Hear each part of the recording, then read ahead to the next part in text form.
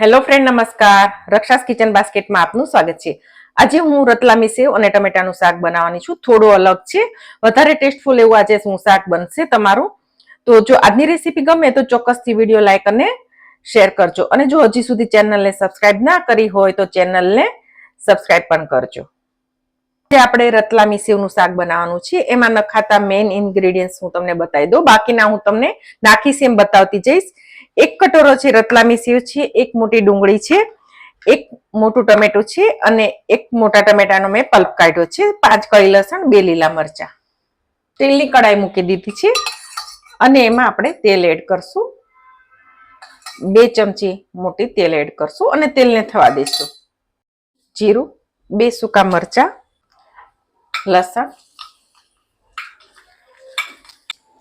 લસણ એકવાર હલાવી લેશું અને મોટી ડુંગળી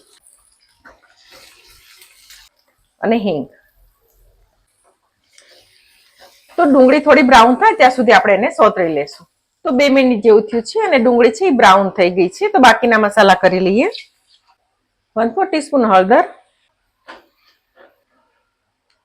કાશ્મીર મરચું છે 1 નાની ચમચી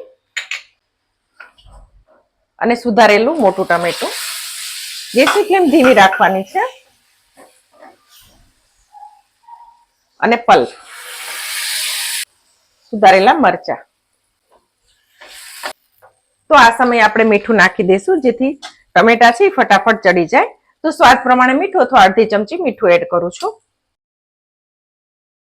તો ગેસની ફ્લેમ ધીમી કરી નાખશું અને બધા મસાલા મિક્સ થઈ ગયા છે. તો ઢાંકીને એને 2 મિનિટ માટે થવા દઈએ. 2 મિનિટ જેવું થયું છે અને તમે જુઓ તો તેલ છૂટું પડી ગયું છે.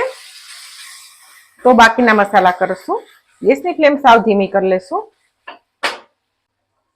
1 નાની ચમચી ધાણા જીરું, અડધી ચમચી ગરમ મસાલો, સબ્જી મસાલો, 1 નાની ચમચી ખાંડ અથવા તો ટેસ્ટ મુજબ, પરંતુ રતલામી સેવ છે એટલે તમે થોડી ઓછી ખાંડ નાખશો તો પણ મસ્ત લાગશે.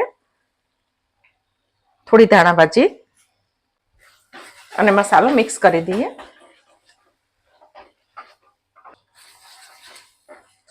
તો પાણી એડ કરશું.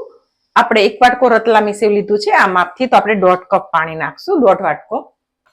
અથવા તો તમારે રસો જો વધારે જોતો હોય તો તમે વધારે પણ નાખી શકો છો. તો હવે પાણી નાખ્યું છે તો આપણે રસો ઉકળે તેની રાહ જોશું. તો પાણીનો રસો ઉકળવા માંડ્યો છે. ગેસની ફ્લેમ ધીમી કરશો અને એમાં 1 નાની ચમચી કસૂરી મેથી નાખું છું. બહુ મસ્ત લાગશે આ શાક.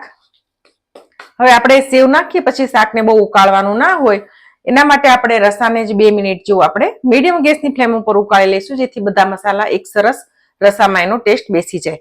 તો મીડિયમ ફ્લેમ ઉપર એને 2 મિનિટ માટે ઉકળવા દઈએ. જો 2 મિનિટ જેવું થયું છે ને, એકદમ સરસ ઉપર તરીનો રસો થઈ ગયો છે.